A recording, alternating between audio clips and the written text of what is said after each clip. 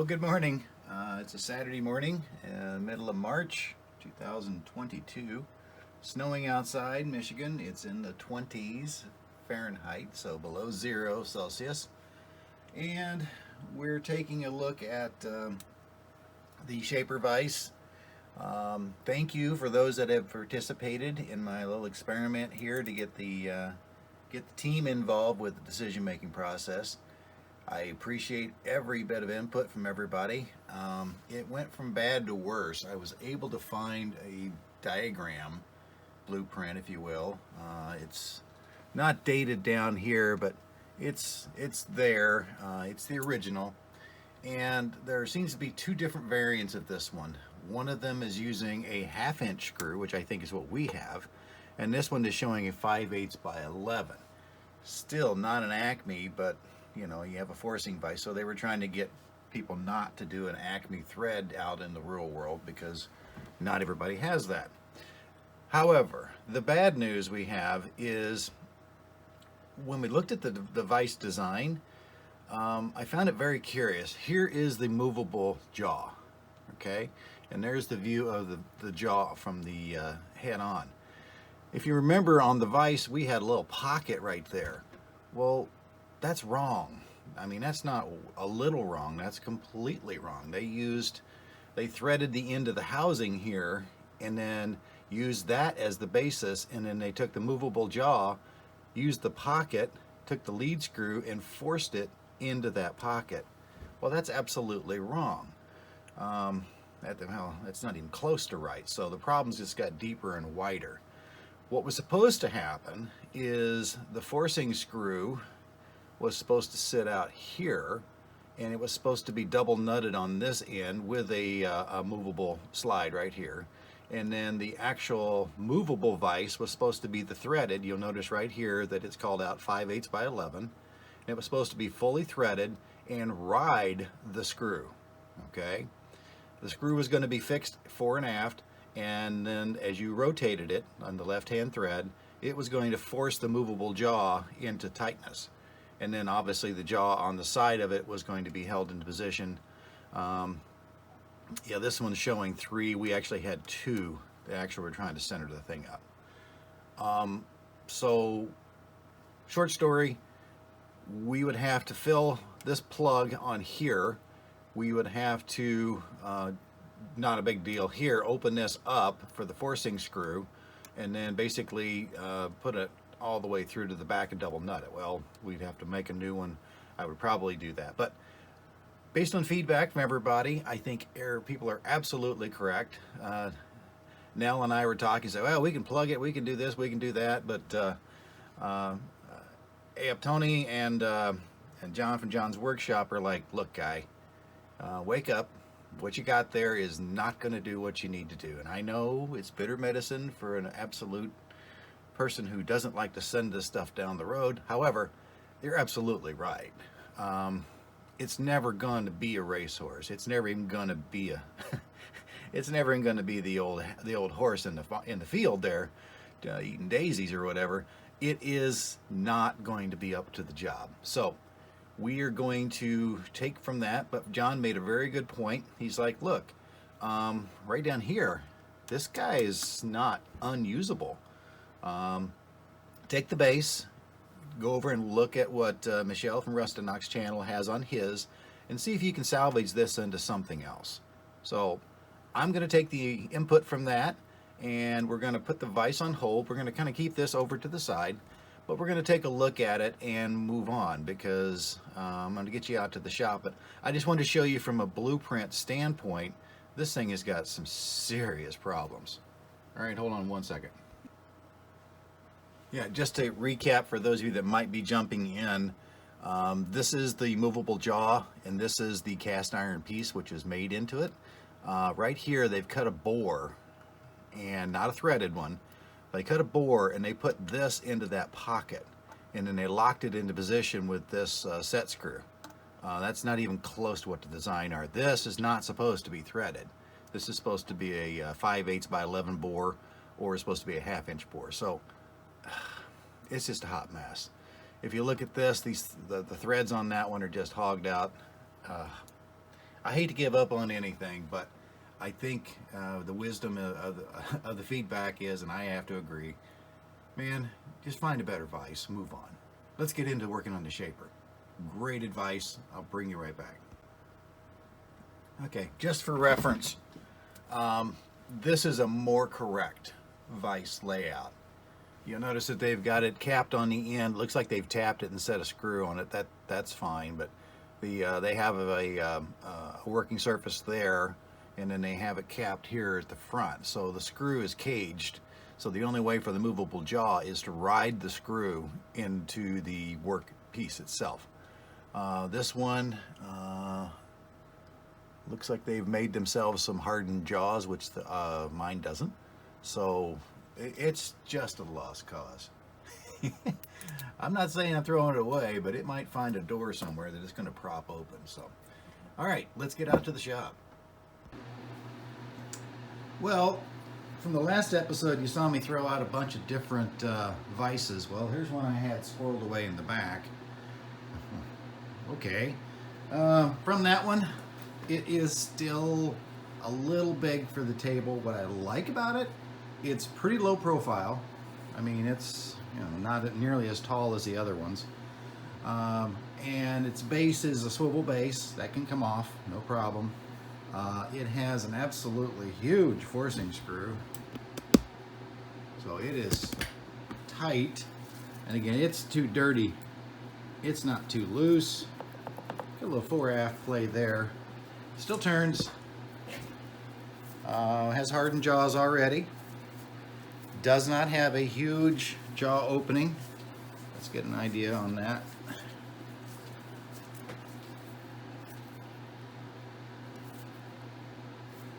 Okay.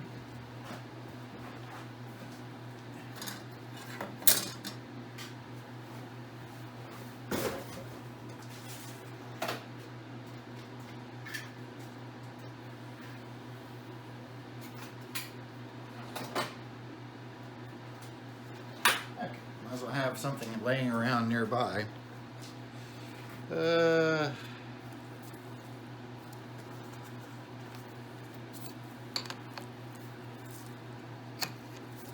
looks to be, with the jaws in place, it's 2 3/4 jaw opening, and it is to be a 6-inch vise. 6-inch with like a 2 3/4 opening. Okay, and the jaws are pretty extra beefy. Looks like they're already drilled on the ends for a stop, so that could come in handy.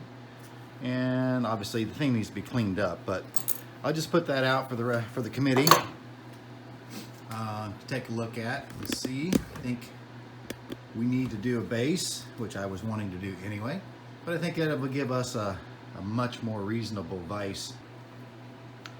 Okay, we took a look at the table. We'll come back to that. A couple of viewers made a good comment on the clapper box. I will confirm that, yeah, after you get the gunk and stuff out of the way, looks like there were 2 welds put right here. One here and one up here. And as I mentioned before, got a little side play there, but not too much while it's in position. All right. Not a very tight fit.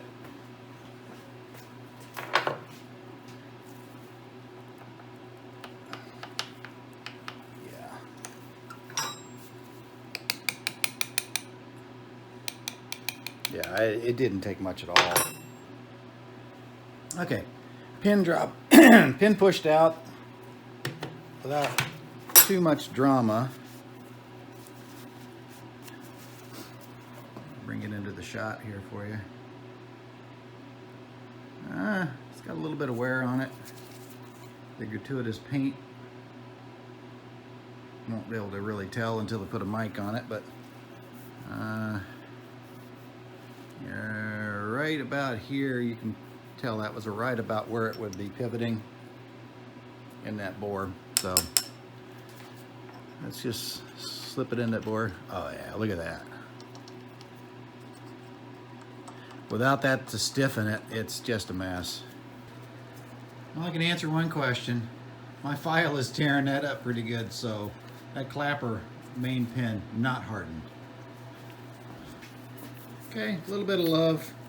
It's 240 sandpaper, knock off the burrs, and now we're following through. Now, okay, now we got that out of the way. Sorry about the cough. We're gonna have to bore that out. Use a bigger pin to clean that mess up. I think the weld is good. I don't think there's any problem with that coming apart again. I mean, obviously we could make a new box, but if we don't have to, you've heard me use the expression, don't borrow trouble. 2 bolts.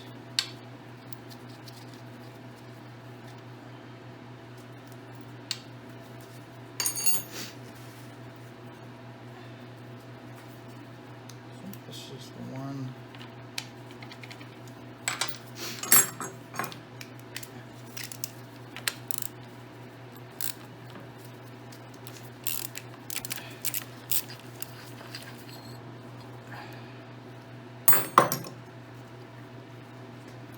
Once again, nothing there. Pretty good sized bore. They used that thin bolt, which is fine, but you've only got that much surface area to actually clamp with, so we could do better. Now the good part on this one is you have these additional 2 screws up here to kind of give it, but as far as the pivot, it's got a little bit of play side to side, so it's okay. It's not awful, it's not certainly not great. So old mechanics trick, put everything back before it gets lost across the shop. All right, sorry taking your hands free here, but I think you need to get the real feel for it. That's in.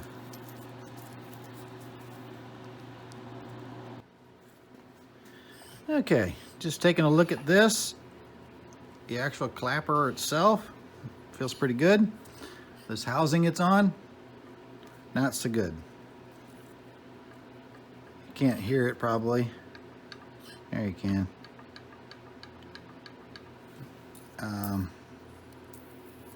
That's an easy 4/1000.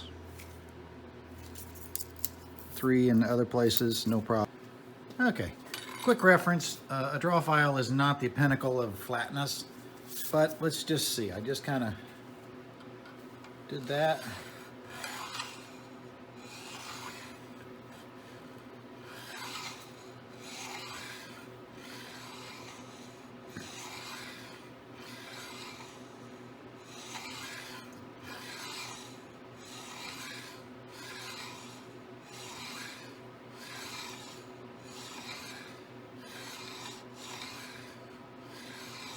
Okay. Probably you can see some of that. Looks like it was striking here, across here, a couple of spots up here along this edge, and compared to these other surfaces, this is concave. Okay, sorry for the noise over at the surface grinder, the old Boyar Schultz Challenger. And if you remember from the draw file, this is just the first tickle with the surface grinder to get that back flush. So if you look at the surface areas that it's noting, that draw file was pretty close. So sometimes the old ways still work. I'll bring you back. Okay, we took it over and tickled it a little bit on the surface grinder. Got this side flush. And then we took a crack at the bottom. It wasn't really all that bad. As you'll see from the quick video snapshot I did over there, the highlighting that the draw filing showed was pretty darn accurate. So, again, it's certainly not clinical. But, yeah, no making fun of my grinding, Mike. I know. Steve Barton and his family are just on the other side of Michigan from us, and he is a real expert. Okay, this is the base for the clapper. I got the one nice and surface ground. Everything's fine. Just looking at the, oh, that's great, that's surfaced, until you start feeling it. Oh man, looks like they milled it with a pretty heavy step over or something. I don't know. Well, I can feel the ridges, so we're gonna put that on the surface grinder. Okay, so we took the tactic of just making things flat before we get too far away. So there's the dovetail that the clapper rides on. From there, those are freshly surfaced ground. Don't make fun of me, Mike. I know.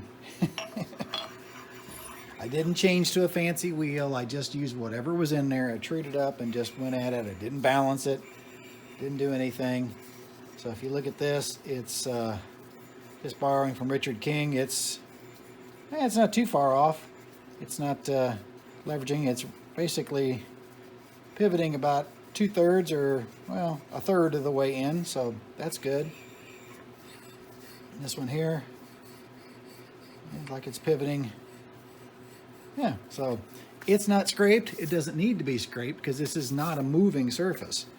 So from that one, I think those will have much more surface area than what they had before, and that will, it can't hurt. I mean, our cost to do it was what? Oh yeah, nothing. So we'll at least make that straight. Now, all right, we know it to be true, but let's just get some data, shall we? Here's our small hole bore gauge from eBay the other day.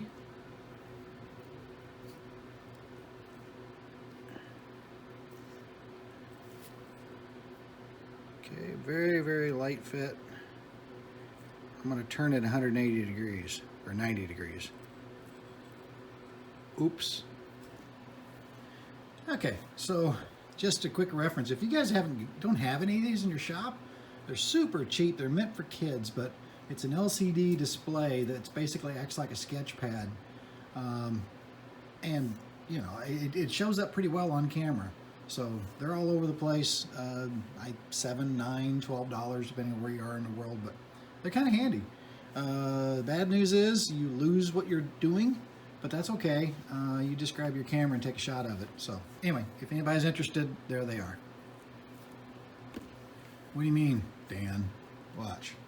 How? And then off to doodling you go again. Okay? And then pow. So you'll lose it, but they're powered, but it's LCD and it does show up pretty well. So anyway, if anybody's interested. Not that it matters, but there's the two holes. You notice the one has the most wear. It's about 5 thousandths. And that is like going from the X versus the Y. It's about 5 thousandths. The other one, it felt worse than it is. It's about 1.5 thou bigger in the center, and then about 1 thou between side to side. So that's kind of why I use these little sketch things. Okay, we're getting ready to punch the new pivot pin into this one. I'm going to give Bruce Witham credit for this one. I've got the my quill loose, okay, and I have a 60-degree point in, so I am going to try to use this to be a down and dirty center. All right, so I'm just going to come in. Where are you at? There we go. Okay, got it right there. You just have it kind of crawled its way in, and then I'm going to jog left to right.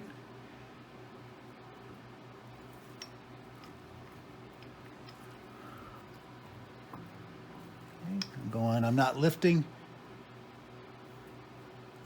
not bending. Nope, good. Okay, let's try it one more time. Right here, I think my X is good. Just gonna bring it out for the Y. Let the weight of the quill bring it right there. Okay. Perfection? No, but it's kind of hard to pilot on the inside of that hole, so we'll just use that one because that's what we're doing. Okay, in the another first for the House of Broken Dobbs things. I got a little chip on the tip of that one, but this is a single drill bit that my supplier said, you're probably going to like it. It's meant to drill an extraordinarily straight hole. So this is 3/8. We're just going to pop through this real quick.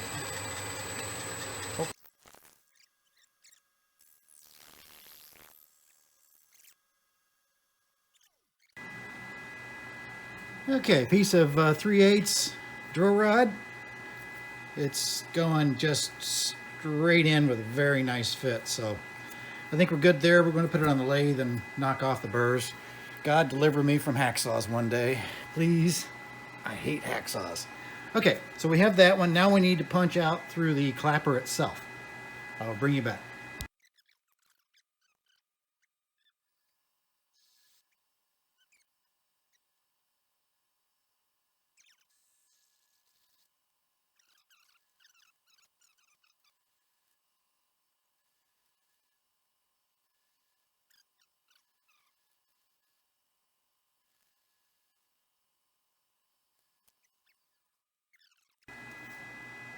Okay, we had a 3/8 and I needed to tickle it just a little bit with an adjustable 3/8. So from that one, we have a good pin fit. Nice swing. Nothing really,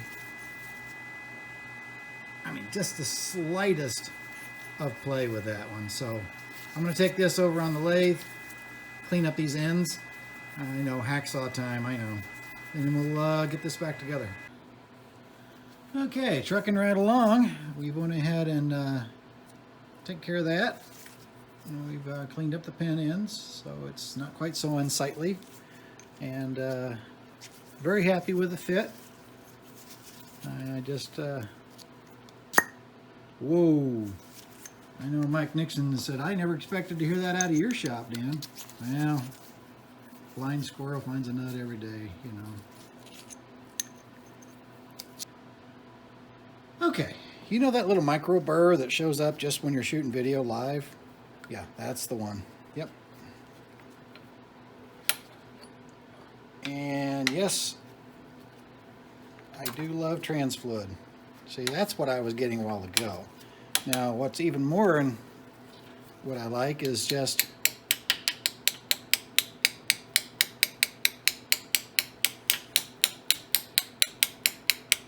I'm just barely. That is a little north of, there we go.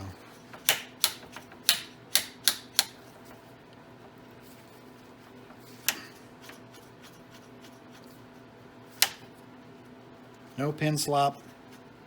None of that nonsense we had earlier today.